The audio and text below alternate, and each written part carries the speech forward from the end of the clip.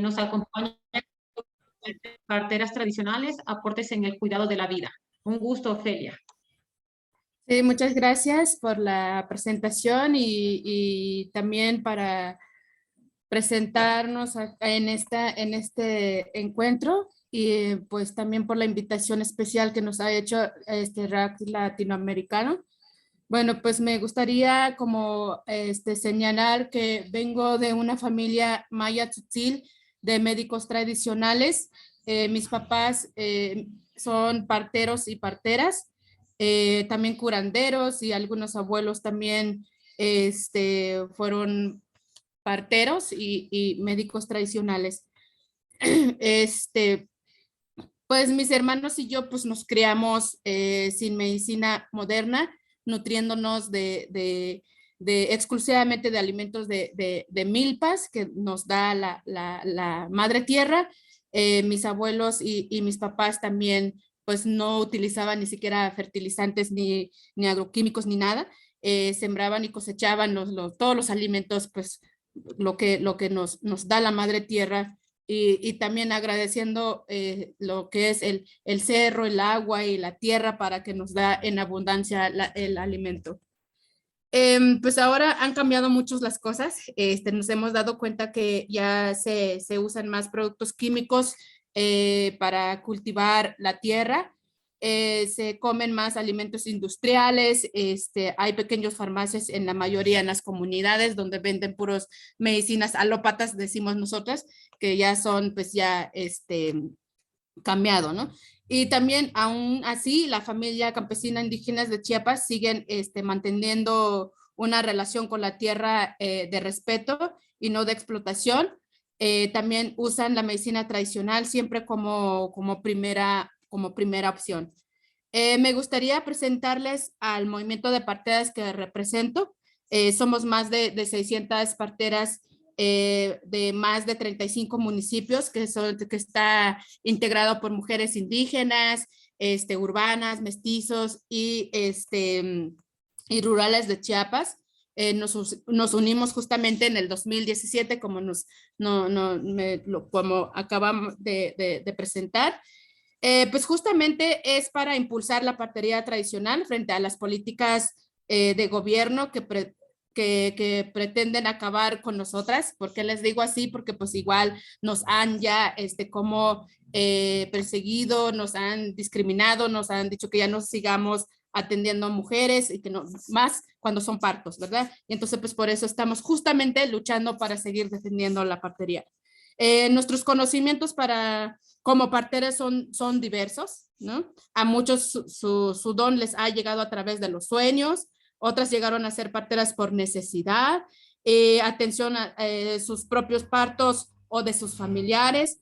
Muchos de nosotros que nacemos en familias de mamás, abuelas y abuelas paternas, decidimos también continuar con tradición y con compromiso de ayudar siempre las mujeres y sus hijos e hijas. Yo voy a hablar de mi experiencia, pero unida a la de las otras parteras tradicionales con las que compartimos nuestros conocimientos y prácticas siempre que podamos. Como parteras tradicionales, nuestra forma de atender es cuidar la vida, son diferentes. La tradición de la partería y sus conocimientos también han pasado de generaciones a generaciones, como acabo de mencionar. Muchas mujeres en Chiapas siguen prefiriendo atenderse con nosotras por los cuidados que damos y la confianza que nos tienen.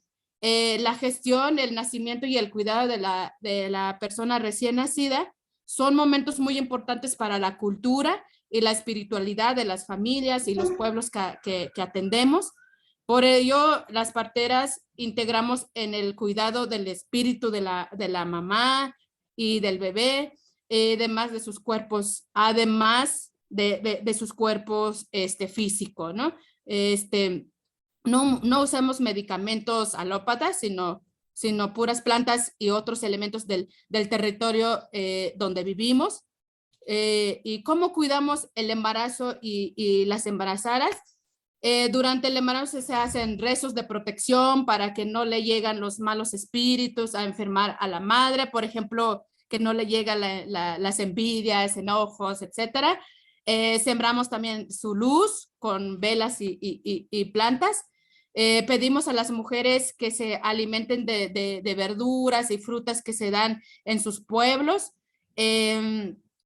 Menores que puedan tener o sea, más bien que todo lo que pueda tener en su tierra o lo que da de donde es la mujer, que debería ser también lo que da en la milpa. Todos los problemas menores que puedan tener en el embarazo, como náusea, vómito, cuando hay cansancio, sueño, cólicos de la matriz, los tratamos también con plantas y con algunos alimentos que le ayuda para que no le llegue la frialdad durante el embarazo.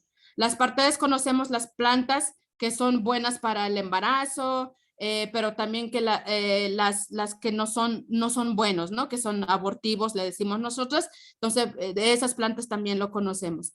Para nuestra cultura hay plantas y alimentos fríos y calientes. Los fríos no son buenos para las embarazadas ni para la producción de leche materna. No recomendamos ningún tipo de medicina, pero sí decimos que vayan al centro de salud cuando tienen infecciones o amenazas de abortos o cuando ya de plano nosotros ya no lo podemos atender. Las parteras en estos casos dan plantas, pero si ven que no se curan o es muy fuerte, las mandan al centro de salud. Le pedimos a las mujeres embarazadas que no hagan trabajos pesados y que no sean embarazos seguidos, porque también los embarazos seguidos, eso también causa complicaciones durante su embarazo a la mujer o puede llegar a terminar a un aborto. También le pedimos que no estén cerca de donde utilizan pesticidas, fertilizantes, porque puede afectar su embarazo, tener como malformaciones o hasta incluso pueden relacionarse con el aborto. Todo lo que hacemos para el cuidado espiritual de la madre tiene que ver con el cuidado emocional. Platicamos con la mujer, hablamos con el esposo, les pedimos que se protejan dependiendo de la creencia o religión de la mujer y eso también nosotras lo respetamos. ¿Cómo cuidamos al recién nacido? Ya cuando ya haya nacido el bebé, hacemos un tipo de rezo de protección en el que se agradece a Dios o la Madre Tierra que haya mandado bien el recién nacido y le pedimos que la proteja en su crecimiento y no le entre la enfermedad. Se le prende su luz también para que le proteja y le guíe el camino. La placenta y el cordón umbilical no se tiran ni se queman. Se siembra al lado del fogón o en la esquina de la casa para que la protege y no se enferme ni le llega la frialdad el recién nacido. Dependiendo de cómo nace, la hora en que nace y cómo se quede su membrana, sabemos también con qué don viene y se le comparte a su familia. Si nace, por ejemplo, con el cordón enrollado, cuando sea mayor, nuestra tradición nos dice que eso puede ser signo de problema en el futuro. Entonces actuamos en ese momento golpeándonos con el cordón umbilical. Eso es un secreto que se tiene que curar para que no llegue con ese problema cuando sea grande. Esto es una muestra de todos los significados y símbolos en el nacimiento que desde la tradición entendemos que pueden afectar su vida. Para nosotros es muy importante que las madres se alimenten muy bien durante los primeros meses de vida del bebé, pero que el bebé se desarrolle para que el bebé se desarrolle adecuadamente y también para que no se enferme de vías respiratorias y aparatos digestivos. En las comunidades los bebés toman leche materna hasta los 2 a 4 años, dependiendo de cuándo se vuelven a embarazar. Algunos niños o niñas llegan hasta los 7 años. Hay toda una serie de recomendaciones que tienen que ver con la leche materna, como los alimentos que debe tomar la mamá. Generalmente se les pide a los padres que lleven al bebé al centro de salud para sus vacunas. Eso también sí creemos en las vacunas. Sabemos que también algunas parteras no la creen o algunas comunidades tampoco lo creen, pero sí la mayoría lo recomendamos. Aunque no todas las parteras, bueno, esto es un gran problema en las comunidades de donde venimos porque los niños no están protegidos para las enfermedades también. O sea, si hay comunidades que no aceptan la vacuna, también para nosotros es problema porque, pues, por ejemplo, aquí ha habido mucha tosferina, que hay muchos niños y niñas que se han muerto de eso. Hasta incluso con esto de la pandemia, pues igual ha llegado muchas malas informaciones que eso redujo mucho para que lo acepten las vacunas, cualquier tipo de vacuna que hay aquí, pues eso ya es muy difícil que se accedan a la vacuna.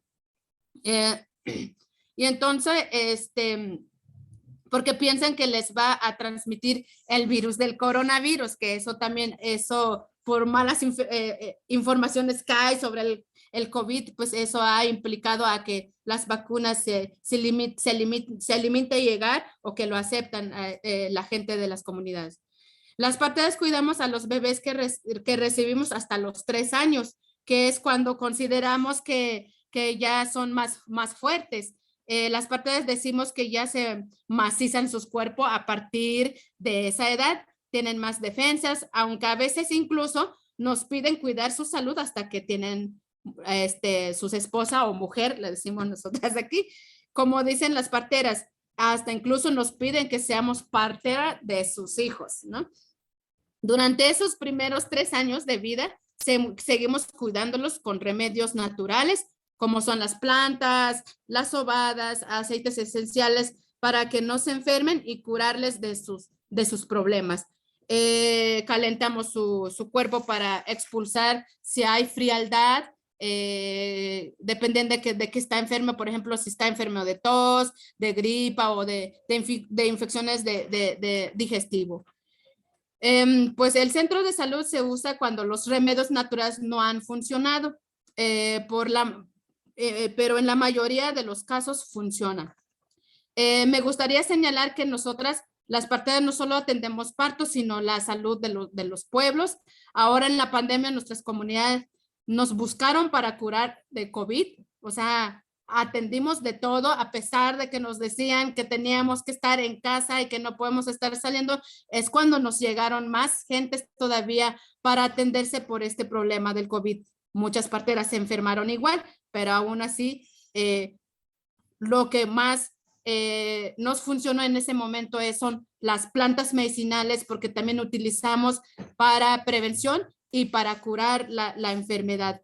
¿Qué es lo que más utilizamos nosotros? Son plantas calientes, porque creemos o entendemos que esta enfermedad que nos llegó es enfermedad de frialdad. Sin embargo, tuvimos que utilizar puras plantas calientes, como por ejemplo jengibre, eucalipto, ocote, chilchahue, manzanilla y otros alimentos que también calienten el cuerpo, como el chile, ajo, limón, tomillo, bueno, una serie de plantas que nosotros conocemos, que eso ayudó muchísimo también para la prevención y para la curación de esta nueva enfermedad o esta nueva pandemia que nos llegó en todo el mundo.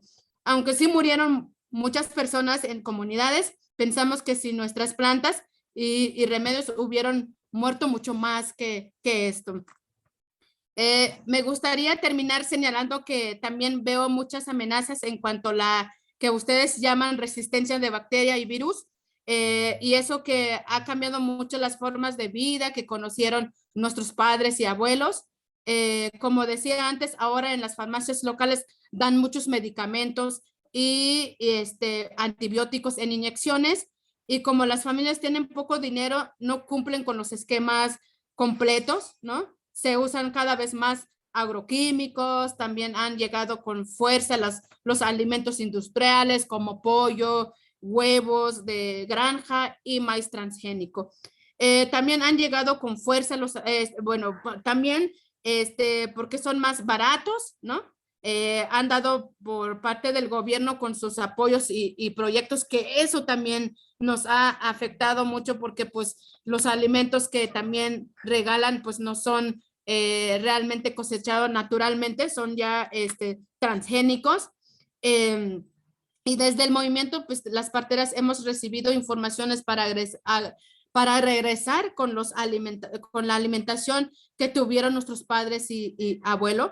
Y eso también estamos recalcando cada vez cuando podemos, cuando nos reunimos y todo, porque es muy importante para regresarnos, porque estamos viendo que ha habido más enfermedades, más cáncer en las comunidades, se mueren muchos niños y niñas de leucemia por lo mismo que nuestra alimentación no es lo adecuado, ¿no?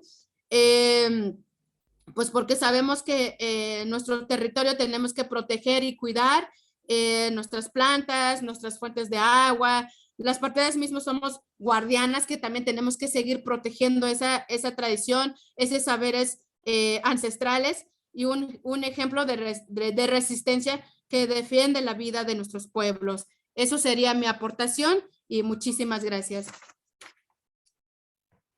Muchas gracias, Ofelia. Una participación muy sorprendente, ¿no? La importancia que tiene la comunidad, el hecho de permanecer y de conservar todos nuestros saberes ancestrales para el beneficio y para proteger la salud de las familias, ¿no? Vamos a recalcar que el tiempo de presentación es de 10 minutos. Las preguntas que tengan, por favor, las pueden registrar en el chat para cuando terminemos las 3 presentaciones poder resolverlas. Y posterior a esto, entonces, vamos a ver nuestra segunda presentación, que es por parte del doctor Fabián Augusto Maza Arnedo. ¿Me confirma si es que ya está si es que se encuentra en la mesa? Sí, aquí estoy. Buenos días. Bueno, el doctor nos va a tratar el tratamiento de la sepsis neonatal. Está amenazado. Los antibióticos eficaces son esenciales para la supervivencia de los niños. El doctor Maza es médico cirujano de la Universidad de Antioquia, Colombia, becario del Instituto Sueco para Estudio de Maestría en Salud Global en la Universidad de Uppsala, Suecia, joven investigador del Ministerio de Ciencia, Tecnología e Innovación en Colombia, miembro del Grupo de Investigación en Cuidados Intensivos y Obstetricia, GRISIO. Su experiencia en investigación gira en torno a temas de salud materna y perinatal, y en el momento se encuentra como pasante de REAT Europa. Un gusto, doctor Maza. Bienvenido. No, muchas gracias. Buenos días. Nuevamente, mi nombre es Fabián Maza. Creo pues que los coordinadores, la coordinadora ya dio una introducción de mi persona, pero quisiera dar gracias a los organizadores del encuentro por permitirme participar y contarles el día de hoy sobre los resultados de este estudio realizado por REACT, que es titulado "El tratamiento de la sepsis neonatal está amenazado, los antibióticos eficaces son esenciales para la supervivencia de los niños". Y pues bueno, en esta charla, básicamente son lo que vamos a discutir, un poco sobre el estado del arte, la metodología del estudio, cuáles fueron los principales hallazgos, algo que yo llamo las voces en América Latina, y terminaremos con las recomendaciones. Pues empecemos por definir y tener claro qué es la sepsis neonatal. Este término hace alusión a la respuesta inmune anormal del cuerpo debido a la invasión y proliferación a nivel sistémico de microorganismos en los primeros 28 días de vida. Y esta respuesta inmune descontrolada daña los tejidos y órganos propios, resultando en shock, falla multiorgánica y la muerte, especialmente cuando no se reconoce o trata rápidamente. Y es que los primeros 28 días de vida son el momento más vulnerable para la supervivencia infantil. Cada año, entre 1.3 a 3.9 millones de recién nacidos sufren de sepsis en su primer mes de vida, siendo la mayoría de los casos ocurridos en países de bajos y medianos ingresos. Las infecciones neonatales graves, incluida la sepsis, representan una causa importante de mortalidad neonatal. Y es que en el 2017, la Organización Mundial de la Salud informó que la sepsis fue la tercera causa de muerte en recién nacidos. Y en 2015, más de 400,000 recién nacidos murieron por sepsis. Pero lo más preocupante es que alrededor de la mitad de las muertes fueron por gérmenes resistentes. Entonces vamos a pasar un poco a hablar de la metodología. Y es que, basado en una revisión de la literatura y con una ronda de aportes de expertos clínicos y globales en sepsis neonatal y resistencia a los antimicrobianos, se desarrolló un cuestionario con 30 preguntas. Esta encuesta estuvo dirigida a pediatras, neonatólogos, y neonatólogos intensivistas alrededor del mundo, y tuvo como objetivo conocer sobre la percepción, la disponibilidad de guías, la práctica general y los potenciales desafíos que enfrentan los médicos en torno a la sepsis neonatal y la resistencia de los antimicrobianos. Esta encuesta se difundió a través de correo electrónico, foros de discusión y otras redes sociales de varias asociaciones, siendo los datos recopilados entre el 29 de julio y el 15 de octubre de 2020. Básicamente todavía estábamos en el boom de la pandemia. La encuesta recibió 364 respuestas de 69 países. En estas participaron 20 países de Latinoamérica. Y al hacer el desglose por región, tenemos que la región con mayor número de respuestas fue Medio Oriente con un 37%, seguido por África con un 22% y luego América Latina con un 19%. El primer punto a tocar es sobre la percepción y el aumento de la resistencia antimicrobiana o RAM. Los resultados de esta encuesta muestran que en algunos países de bajos ingresos, más del 50% de los recién nacidos que tratan los médicos encuestados desarrollan sepsis, y más del 75% de los casos que observan estos médicos se deben a patógenos resistentes. Es más, el 79% de los médicos informan haber visto una tendencia creciente de infecciones resistentes a múltiples fármacos en los últimos 5 años. Con tantos casos de recién nacidos gravemente enfermos, no es de extrañar que el 60% de los médicos respondieron a la encuesta que están muy preocupados por la resistencia a los antibióticos como una amenaza para el tratamiento eficaz de la sepsis neonatal. Otro de los hallazgos importantes de la encuesta está relacionado con las razones percibidas por los médicos detrás del fracaso en el tratamiento de la sepsis neonatal.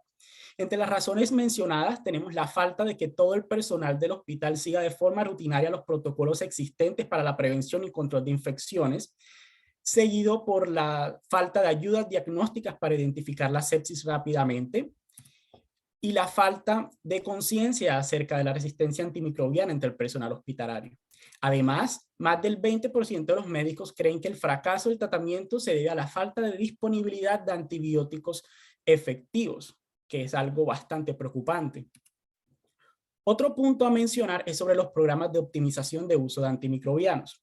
Solo la mitad de los encuestados afirma tener protocolos de tratamiento de la sepsis neonatal que abordan el manejo de patógenos resistentes a los antibióticos. Incluso menos, un 43%, afirma que la disponibilidad de datos, afirma que tener componentes de prevención y control de infecciones en estos protocolos. Y es más, en este estudio, un 67% de los encuestados manifiestan que teniendo datos o estadísticas sobre la tasa o comportamiento de la resistencia antimicrobiana en los centros de salud, mejoraría los resultados de los pacientes con sepsis neonatal.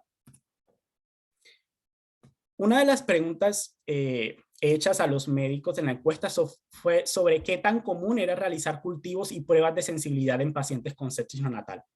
Esta gráfica evidencia sus respuestas clasificadas según el nivel de ingresos de los países donde laboran, siendo alto, mediano bajo o bajos ingresos.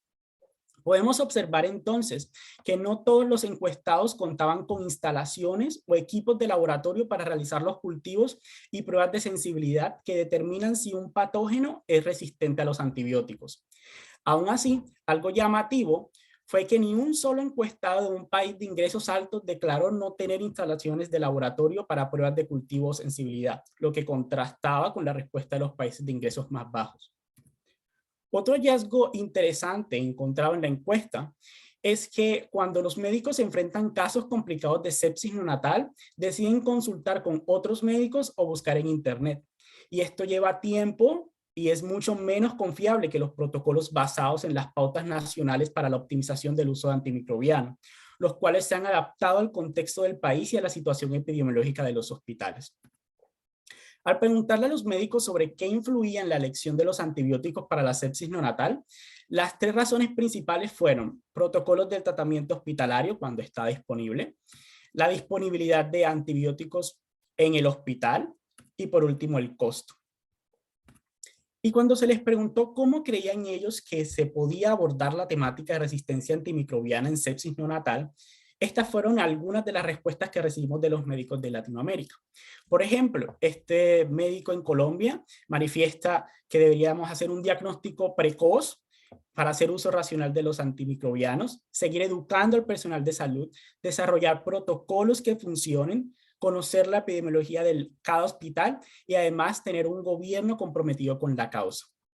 También tenemos esta intervención de un médico en Haití que manifiesta que deberíamos tener una actualización periódica de los datos de resistencia, una disponibilidad de antimicrobianos eficaces y sensibilizar al personal tratante.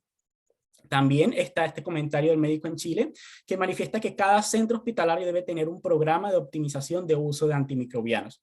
Pero estos fueron solo algunos de los tantos comentarios que recibimos en esta encuesta, no solo de médicos de América Latina, sino de alrededor del mundo.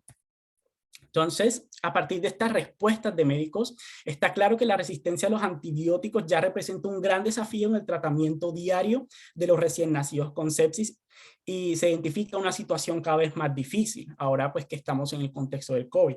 Es por tanto que se debe empezar a tomar acciones que generen impacto en la resistencia a los antimicrobianos y la sepsis neonatal. Un punto importante son cambios en políticas y fuertes compromisos de los gobiernos, comenzando con la movilización de recursos y las asignaciones presupuestarias para implementar planes de acción nacional de resistencia a los antimicrobianos. Otro punto es el desarrollo y disponibilidad de protocolos de uso racional de antibióticos, así como de control y prevención de infecciones, ya que estos son pasos y acciones prácticos que promueven el trabajo multidisciplinario para prevenir y tratar la sepsis neonatal y ayudar a abordar la resistencia a los antimicrobianos. Y como nos pudimos percatar, muchos médicos manifestaron la ausencia de antibióticos efectivos para el tratamiento de los recién nacidos con sepsis, hasta el punto en el que esto determina la elección de antibióticos cuando debería hacerlo los perfiles de resistencia en cada hospital. Por tanto, se debe asegurar la disponibilidad de antibióticos efectivos y mejorar la capacidad de laboratorios y de otras ayudas diagnósticas para tratar o identificar la sepsis rápidamente, garantizando que los más vulnerables sobrevivan y evolucionen satisfactoriamente. Ya para terminar, aquí les dejo, este es el reporte hecho por Riyad, que ya está traducido al español y lo pueden encontrar en la página web. Y por último, muchas gracias y quisiera agradecer también al equipo de Riyad Europa. Aquí dejo mi LinkedIn y mi correo en caso de que tengan posteriormente algún tipo de comentario que no podamos resolver en este encuentro. Muchas gracias.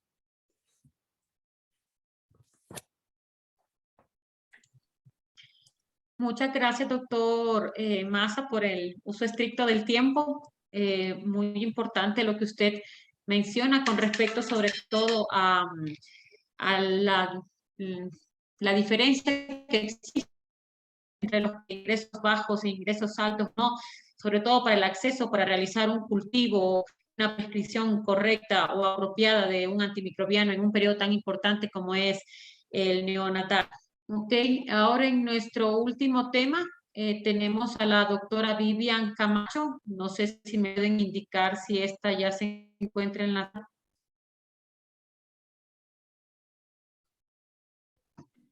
Estimada, todavía no se encuentra en la sala, está por ingresar y la estamos por ubicar. Pueden aguardar unos momentos, por favor. Gracias. Ok. Voy a ir entonces procediendo a la presentación de la doctora. La doctora va a tratar el tema de parteras de mi tierra, saberes que renacen, el espacio sagrado del nacimiento. La doctora Vivian Camacho es directora de Salud Intercultural, directora nacional de Medicina Tradicional Ancestral, dentro del Viceministerio de Medicina Tradicional Ancestral del Ministerio de Salud del Estado Plurinacional de Bolivia, comisionada de alto nivel, Alma Ata, 40 años, de la región de las Américas para la Organización Panamericana de la Salud, coordinadora de salud de los pueblos Bolivia, ex representante para la región andina en la Coordinación Latinoamericana dentro del Movimiento Mundial por la Salud de los Pueblos, partera quechua, promotora del parto respetado y partería ancestral, magíster en agroecología y cultura y desarrollo endógeno en Latinoamérica, promotora de salud popular junto a comunidades campesinas, comunicador indígena, integrante de la red de la comunicación indígena, médica cirujana, especialista en interculturalidad y salud, promotora de saberes ancestrales de los pueblos indígenas. Entonces, con esto, estamos a la espera de la doctora.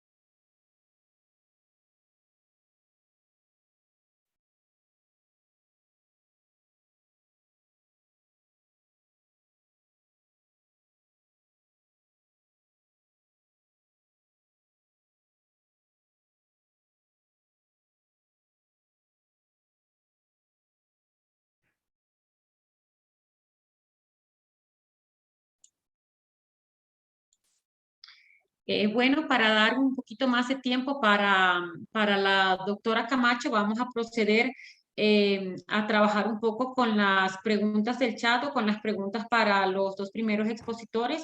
Le doy paso a mi compañera Lorena Lázaro para trabajar estas preguntas hasta que se pueda conectar la doctora.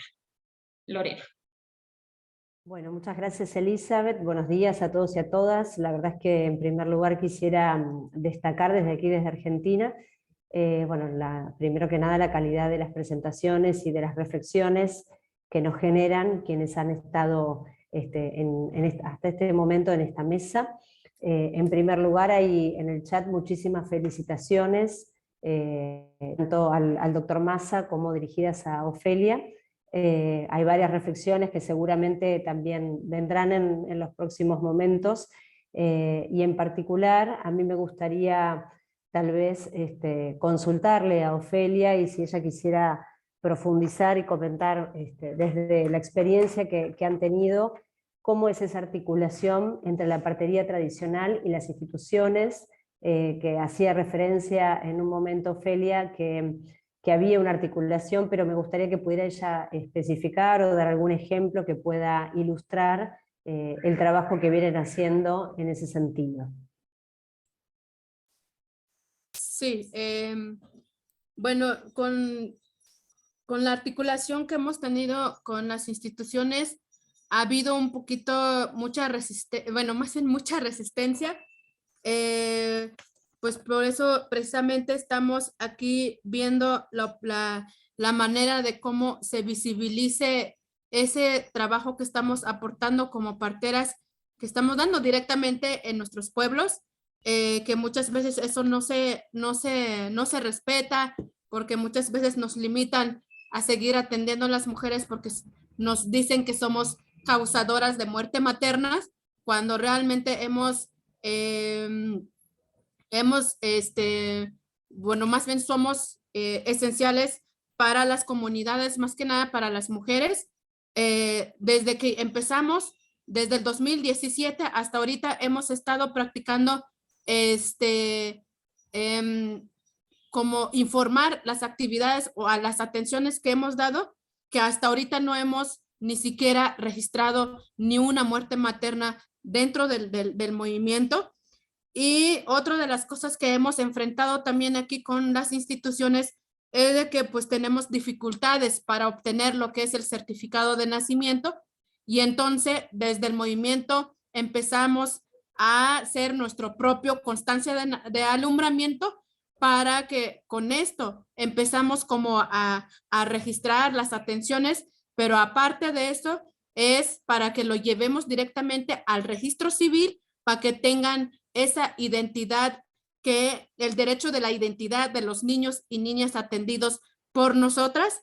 Pero estamos todavía como ver la manera de cómo tenemos que seguir vinculándonos con las instituciones, porque también es algo importante para nuestra población, porque pues cuando hay alguna complicación, pues también dependemos de los médicos para que lo resuelven, esos casos con complicación que nosotros ya no nos compete, porque muchas veces, aunque vaya todo bien el embarazo, pero a veces de repente en el momento de trabajo de parto se puede complicar, que eso puede llegar a suceder donde quiera, que puede ser que está en el mejores hospitales una mujer atendiéndose, pero también cuando se llega a complicar, pues entonces pues es allí donde nosotros a veces ya no podemos atenderlos y entonces es allí donde necesitamos el apoyo de los médicos, que eso es constantemente es nuestra lucha de seguir viendo la manera que la relación con ellos que sea de manera horizontal. Más que nada por la salud de las mujeres y de los niños y niñas que son de nuestras comunidades.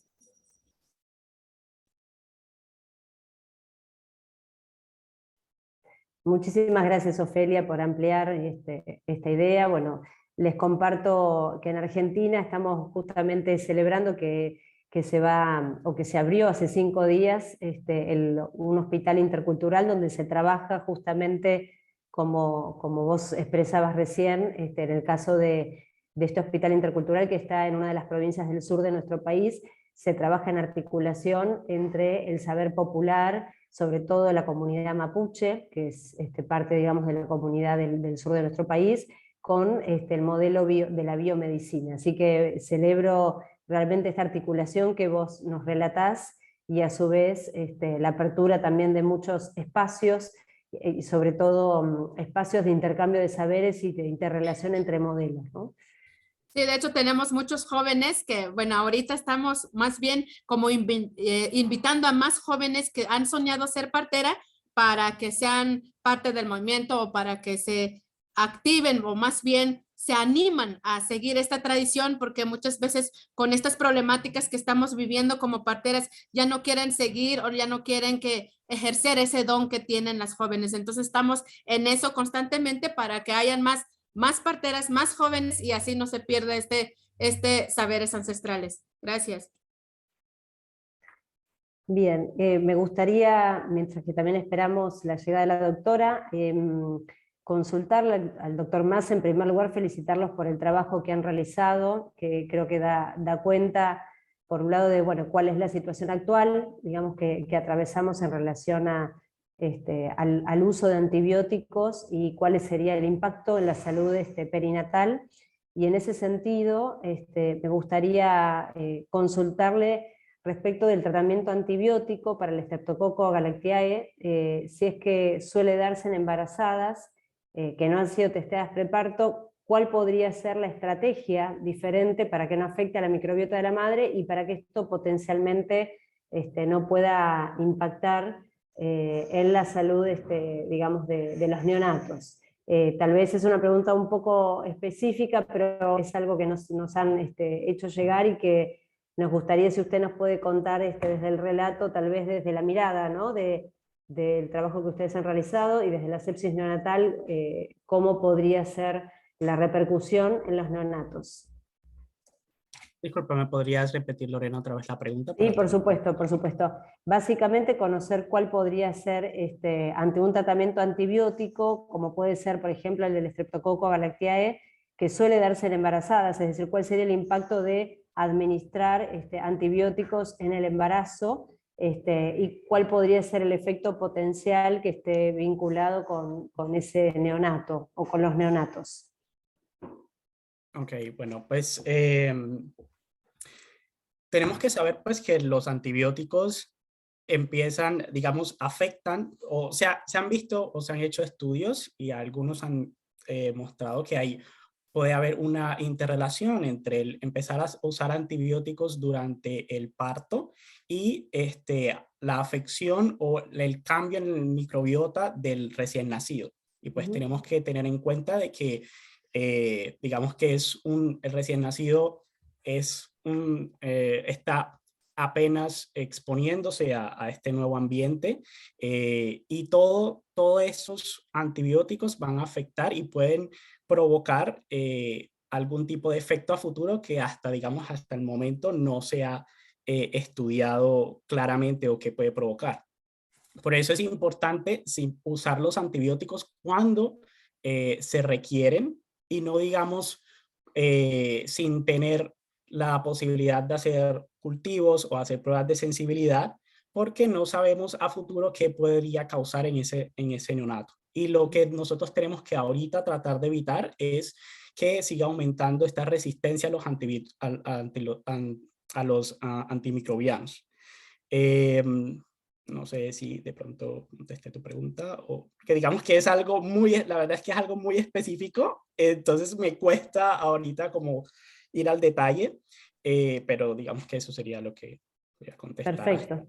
Por supuesto, doctor. Sí, un poco la pregunta tenía que ver con eso. Es una pregunta que nos han formulado y para ver si, digamos, si podía profundizar tal vez en cuál sería el impacto, ¿no?, en ese neonato y bueno, en función del trabajo que ustedes han realizado.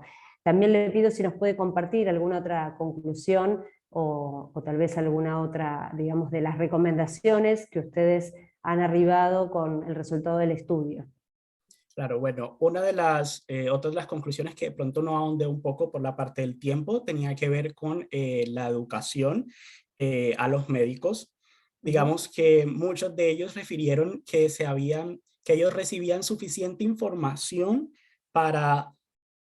sobre la resistencia antimicrobiana durante su carrera, pero al momento de preguntarles a ellos si tenían en cuenta la resistencia antimicrobiana al momento de ordenar los antibióticos, solo el 28% dijo que sí.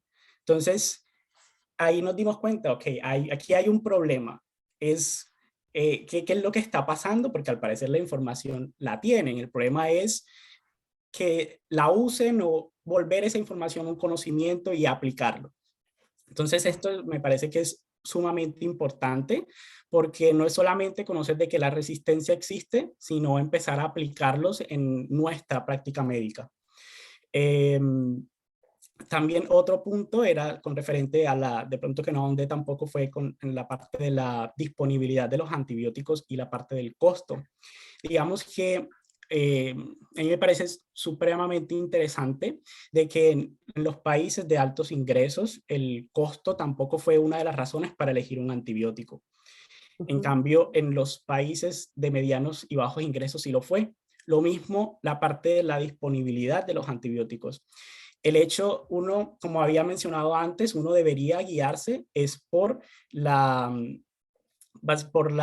cómo funciona, cómo es la epidemiología de la región, y no tanto en si tengo o no tengo un antibiótico o no tengo una opción, porque se supone que tengo que tratar de ir dirigido a la infección para no usar antibióticos que de pronto no funcionen y aumentar la resistencia antimicrobiana en el futuro. Entonces es también interesante de que dependiendo de los ingresos del país, yo tengo más o menos oportunidades. Y la cosa es que la resistencia antimicrobiana no es un problema solo de países de altos ingresos, es un problema mundial. Entonces aquí viene el problema de qué va a pasar al futuro, porque si quiere decir que los países con bajos y medianos ingresos, que tienen van a tener una mayor tasa de resistencia antimicrobiana, pero van a tener menos medidas para poder ahondar, y esto se va a volver una catástrofe a nivel de salud pública. Muchas gracias, doctor. Bueno, hay algunos comentarios en el chat vinculados también digamos, al saber y en realidad a las prácticas que realizan las comadronas. Hay una referencia que dice que en relación a las parteras tradicionales y comadronas que se tenía mucho respeto en la comunidad, incluso muchas veces más que a los propios médicos vinculados con el sistema de salud digamos, formal. y dice que es muy importante darles el gran valor, pues los pueblos confían mucho en ellas. Y ahí Ofelia también precisamente hace una observación en ese sentido de reconocer a las parteras tradicionales y que las mismas comunidades y las autoridades locales puedan dar lugar y revalorizar el saber ancestral que ellas defienden. En este sentido hay una pregunta más para Ofelia, que tiene que ver con la alimentación que se promueve desde la partería tradicional durante los primeros días del neonato, que hace un rato Ofelia hacía hincapié de que parte de las recomendaciones y de los cuidados es no solo al cuerpo, sino también al espíritu, ¿no?, de esa madre y de ese niño, y me gustaría, Ofelia, si vos pudieras profundizar cuáles son esos consejos vinculados con la alimentación de esos primeros días para que los niños no se resfríen. Sí, pues nosotros recomendamos siempre alimentos que sean, que no sean demasiado frío. Por ejemplo, les puedo dar algunos ejemplos, como por ejemplo la piña. Para nosotros es muy irritable para los recién nacidos, que pueden provocar diarrea espumoso, que se le puede irritar lo que es el intestino, que eso también empiezan a estar muy, muy inquietas, lloran mucho, se les inflama mucho la panza. De igual manera por la sandía, ¿no? Entonces, pues eso solamente durante como 6 meses nada más. Ya después de ahí ya pueden consumir las mamás. Por ejemplo, el aguacate, que también para nosotros da muchos cólicos, ¿no? Por eso lloran mucho los bebés. Bueno, pues ahí estamos ahí con el médico que denle Espaven, ¿no? Para que saque el aire. Pues para evitar todo eso, entonces por eso mejor, por el momento no indicamos a que coma aguacate. Por la protección de espirituales y todo eso, pues como sabemos que en ese momento es indefenso el recién nacido. Entonces por eso también hacemos serios tipos de protecciones, porque muchas veces hay personas que llegan, pues no es mala persona, ¿verdad? Sino simplemente por las malas energías que llevan en ese momento para ir a visitar la familia, pues muchas veces eso le pasa al bebé porque seguimos diciendo que todavía el recién nacido es indefenso. Entonces, pues por eso hacemos ciertos tipos de protecciones para que no se sienten rechazados también las personas, porque no sabemos quién lleva mala energía y todo. Entonces, pues por eso hacemos esos ciertos de protecciones para el recién nacido, para que no se enfermen. No sé si respondí la pregunta. Sí, muchísimas gracias, Ofelia. Claramente la respuesta. En relación a la lactancia, Ofelia, no sé si vos quisieras profundizar cuál es, digamos, el acompañamiento, si es que ustedes generan o realizan un acompañamiento en el primer momento, en el digamos, posparto inmediato. Sí, por ejemplo, lo que hacemos en el momento cuando nace el bebé, bueno, también nos alineamos un poquito con la norma oficial mexicana, que también allí nos dan ciertas recomendaciones para seguir cuidando la salud de la mujer y del recién nacido. Para nosotras no acaba en el parto, sino más bien se tiene que seguir vigilando. Por ejemplo, los primeros 2 horas, que son las horas más peligrosas, que puede llegar a tener hemorragia. Entonces, por eso nosotros tenemos que estar allí al tanto, revisando, preguntándole a la mamá cómo va, si no tiene sangrado, o checándolo la matriz si está bien contraído para ver que realmente no tiene un sangrado. Y otro es que también el recién nacido, para ver de que realmente empieza a buscar ese reflejo de succión, de búsqueda y todo eso, que se prenda en la chichi o en el pecho para que pueda empezar ya a alimentar el bebé, que también eso es muy importante, porque pues si no está comiendo el bebé, pues también eso para nosotros es preocupante, ¿no? Entonces, pues por eso siempre tenemos que estar allí de los primeros 2 horas, pero aparte de eso, la mayoría de las partes diario lo llegan a ver para ver cómo va evolucionando, ¿verdad? La salud de la mujer y del bebé. También hacemos otros tipos de recomendaciones, como por ejemplo, el bebé para que no se ponga amarillo al cuerpo, pues tenemos que recibir el bañito del sol, que es lo más natural. Eso evita que vaya al hospital si no lo cuidamos, ¿verdad? Y esto pues también es muy importante el apoyo familiar porque no podemos dejar sola a la mujer y no pueden estar nada más como enfocado con el recién nacido porque también la mamá necesita apoyo en ese momento para evitar lo que es la depresión postparto, ¿no? Entonces pues hay muchos ciertos problemas que pueden llegar a tener la mamá después de un parto si no lo cuidamos, si no lo protegemos junto con el recién nacido. Muchas gracias, Ofelia. Muchas gracias, Ofelia, por esta participación tan interesante y sobre todo por compartir todos tus conocimientos.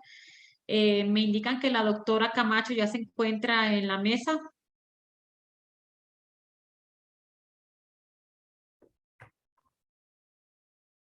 No sé si me pueden confirmar si la doctora está conectada.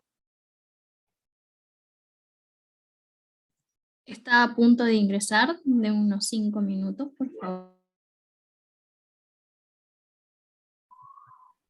¿Podría hacerle una pregunta a Ofelia, por favor? Claro. Ofelia, te quería preguntar, soy Silvia Bermúdez de la Argentina. ¿Qué opinás con respecto al parto en agua? En eso estoy ahorita respondiendo a esa pregunta. Sí.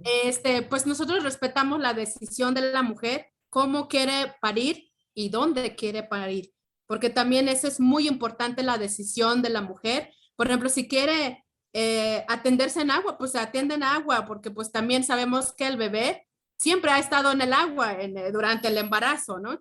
Entonces, para nosotros no es algo complicado que se atiende en agua, porque es agua limpia, pues también se puede purificar un poquito el agua para que no esté tan contaminada, como ahorita que estamos diciendo que el agua está contaminada y todo eso, pues también eso ayuda un poquito a que no esté con más contacto con otras bacterias el bebé. Entonces, pues por eso se tiene que purificar un poquito para que también igual se pueda atender donde la mujer quiera y en la posición que ella quiere también, que eso es muy importante respetarlo. O sea que estás de acuerdo con respecto también al parto vertical. Así, pues es que hay mujeres que quieren parto vertical, que quieren pues otro tipo de atención. Nosotros siempre hemos atendido como la mujer quiera parir o como se pueda acomodar, porque hay mujeres, es que yo no quiero atenderme acostada y se termina atendiendo acostada, ¿verdad? Porque es que allí encontró la mejor posición, ¿no? Entonces, ahora sí que la mujer como quiere parir, eso se respeta. Yo me acomodo a su forma de la mujer que quiera atenderse. Excelente, gracias por responderme.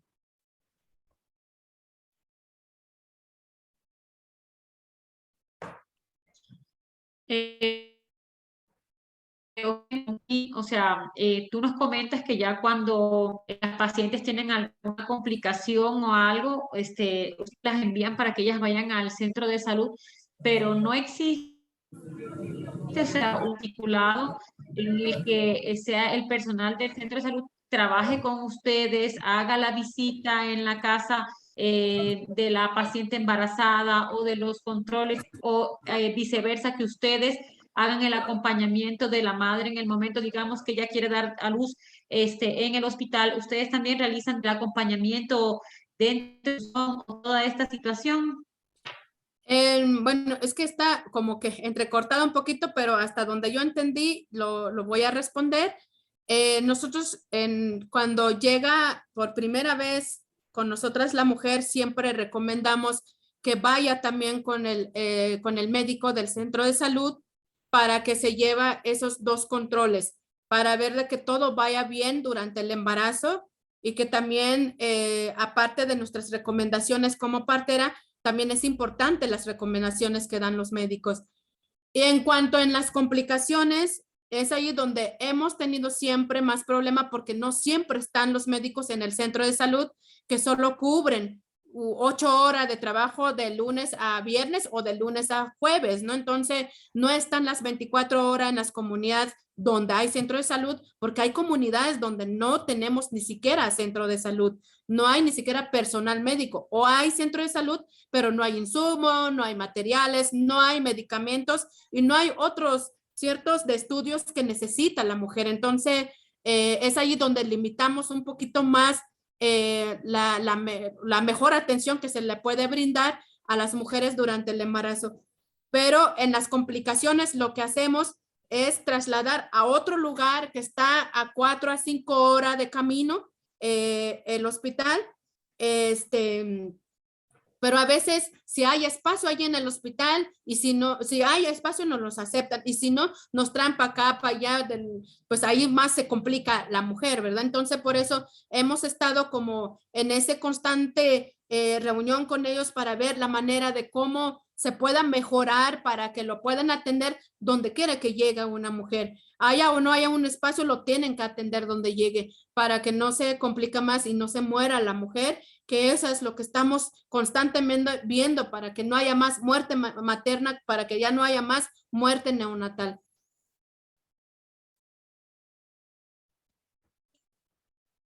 Muchas gracias, Ofelia. Hay algunas preguntas más que para Ofelia también, que si les parece, las hacemos mientras que esperamos que ingrese la doctora Camacho.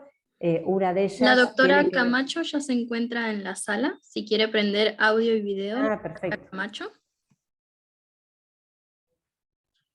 Perfecto, doctora Camacho. Entonces, para que nos ayude con su presentación, Parteras de mi Tierra, Saberes que Renacen, el espacio sagrado del nacimiento. Muchas gracias por su participación.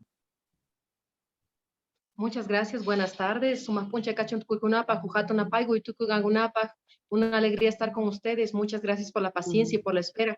Estoy en medio de la gestión. Hemos estado reuniéndonos en ministerio y con nuestras autoridades también en Senado, así que hay mucho que seguir avanzando. Justamente esta campaña que hemos iniciado, Saberes de mi Tierra, Parteras de mi Tierra, Saberes que Renacen, es para fortalecer el trabajo de nuestras hermanas parteras en comunidad, para reconocer desde el Estado Plurinacional de Bolivia, contamos con la Ley 459 de Medicina Tradicional Ancestral, que reconoce los distintos especialistas de la medicina ancestral, como naturistas, médicos tradicionales, parteras y parteros, guías espirituales, y somos el único país de este continente que está reconociendo de esta manera al saber ancestral de nuestros pueblos. Y por eso mismo es un deber importante y una tarea reconocer el saber de nuestras parteras y parteros, apoyar a este tema de la complementariedad, la articulación dentro de un sistema universal de salud público y gratuito, que también es una lucha del gobierno boliviano, que la salud sea un derecho humano, que se respete el derecho a la identidad cultural también en salud. Así que necesitamos nuevamente dialogar, encontrarnos. He estado escuchando a la hermana Ofelia y también en otros eventos de parteras y parteros que hemos tenido, la espiritualidad, el respeto, las maneras que tenemos desde nuestra concepción ancestral, desde la medicina tradicional ancestral, para nosotros es todo, esta integralidad que nos comentaba Ofelia. La medicina tradicional ancestral no es solamente cambiar la pastilla por la plantita, es más que eso. Tenemos una herbolaria maravillosa, pero es la manera en que convivimos, la estructura comunitaria, los ciclos de siembra, los ciclos de cosecha, los ciclos del sol, de la luna, de las estrellas que afectan en nuestros cuerpos, y nuestras hermanas parteras y hermanos parteros conocen de esto. Por eso el tiempo de la luna, siempre estamos atentas para los partos. Yo soy médica de formación académica hegemónica occidental dominante, como varios de los colegas aquí presentes también, pero a la vez la vida me ha llevado a retornar, a abrazar mis raíces, así que como partera del pueblo quechua, he estado trabajando este tema de desmedicalización del proceso del parto, de denunciar el tema de la violencia obstétrica. Hemos estado recuperando con varias hermanas las ceremonias para el parto, para el nacimiento, para el alumbramiento. Entonces, cada uno de estos momentos tiene un espacio sagrado y ritual, sus plantas, sus ceremonias, sus saumerios, distintos tratamientos de acuerdo a cada piso ecológico que tenemos, ya sea en los Andes, en la Amazonía, en el Chaco, en los valles. Cada pueblo tiene su saber ancestral preservado y tenemos esa intención de seguir fortaleciendo, de seguir acompañando, que nuestros sabios y sabias de comunidad compartan estos saberes y también reencariñando a la juventud, que la juventud también tenga este cariño y este respeto por nuestros saberes ancestrales, porque es gracias a los saberes ancestrales de nuestros pueblos que estamos vivos, que hemos seguido naciendo. Cuando nadie nos atendía, cuando nadie nos cuidaba, siempre han estado ahí los sabios y sabias de nuestros lugares, y gracias a las manos benditas de nuestras parteras y parteros en las comunidades. Hemos seguido naciendo como pueblos indígenas, originarios y campesinos, que reconocemos esto también en nuestra Constitución. Así que Bolivia está de mano con esta política del respeto a la madre tierra, del respeto a los saberes ancestrales. Desde la Dirección General de Medicina Tradicional Ancestral del Ministerio de Salud de Bolivia, estamos con este compromiso para seguir acompañando la integralidad de la medicina ancestral dentro del Sistema Universal de Salud. Es harto trabajo. A veces uno se choca con muros. Hay todavía el racismo estructural histórico que nos atraviesa como pueblo, los que atraviesa también esta sociedad. Así que luchar contra el racismo nunca ha sido fácil, sin embargo aquí estamos para decir y para hacer presente de que nuestros saberes merecen respeto, que nuestros sabios y sabias merecen respeto y necesitamos prosperar en ese diálogo cultural, en ese diálogo de saberes, en ese encuentro entre ambas maneras de concebir la vida.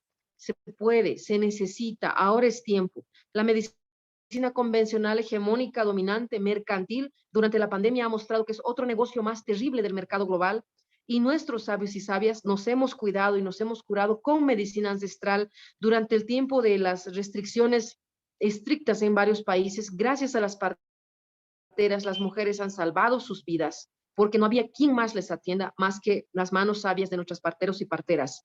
Es por eso que necesitamos seguir avanzando en este camino, necesitamos seguir haciendo fuerza juntas, porque el tema del patriarcado, el colonialismo, la opresión estructural, la injusticia social todavía atraviesan a nuestros pueblos. Y si no transformamos esas situaciones, poco o nada podemos mejorar en salud. Por lo mismo, hablar de descolonización de salud, hablar de despatriarcalización de salud, es retomar nuestros saberes ancestrales, es reconocer sobre todo como mujeres a las sabias, parteras, curanderas, agricultoras, tejedoras, cuidadoras de la vida que han sido quemadas en hogueras, en la Inquisición y también durante el tiempo de la extirpación de idolatrías. Recordar que ese saber femenino que cuida la vida está vivo en nuestros vientres, en nuestros cuerpos, en cada mujer que está pariendo hijos para este nuevo mundo, para este nuevo sueño de posibilidades, pero también en cada mujer que pare nuevas realidades y proyectos y comunidad digna que se tiene que trabajar y acompañar junta. Así que hay mucho que seguir haciendo, hay mucho que seguir avanzando, y el proyecto Parteras de mi Tierra, Saberes que Renacen, tiene que ver con esto, con el respeto a la madre tierra, con el respeto a nuestros saberes ancestrales, con el respeto a nuestra identidad cultural. Hay mucho más que seguir reflexionando. Sin embargo, estoy en el apuro de la gestión en este momento. Les dejo un abrazo muy grande, muy cariñoso. Muchas gracias por la paciencia, gracias por este espacio. El tema del microbioma humano, el tema de la resistencia mundial a los antibióticos, la medicina ancestral, la partería ancestral es ecológica. Cuida de la vida, cuida de las criaturas, fortalece el microbioma humano. Así que estamos por este buen camino de recordar que la vida merece respeto y que con ese cariño y respeto iremos dando paso a paso nuevamente, reencaminando esta humanidad enferma de racismo, de tristeza, de codicia, reencontrando en nuestra medicina ancestral esa sabiduría y esa sanación que necesitamos. Un abrazo muy grande, muy cariñoso. Muchas gracias.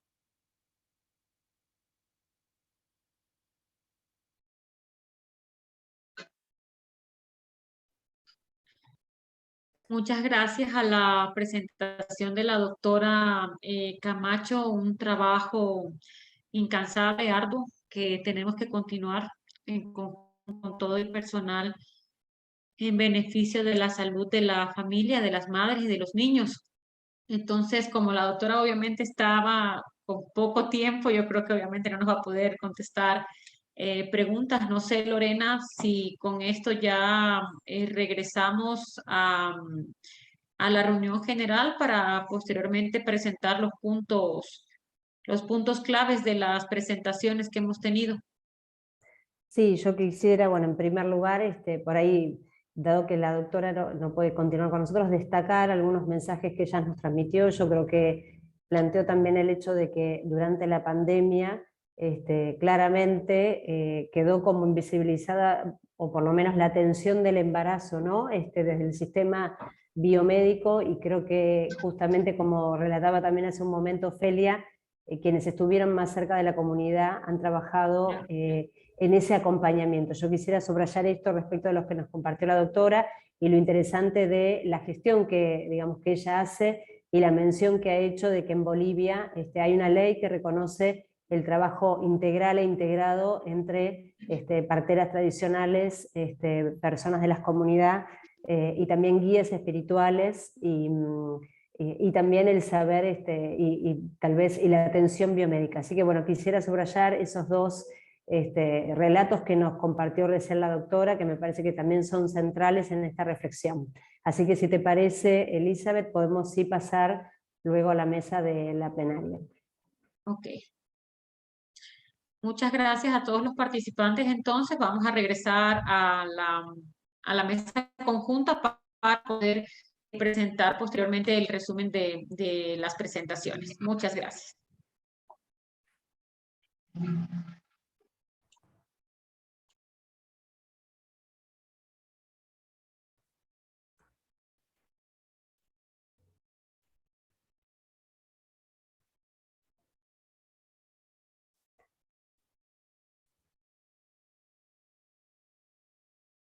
¿Nos pueden pasar en la sala? Porque tengo problema aquí con mi computadora, por favor. Sí, enseguida serán redireccionados. Gracias.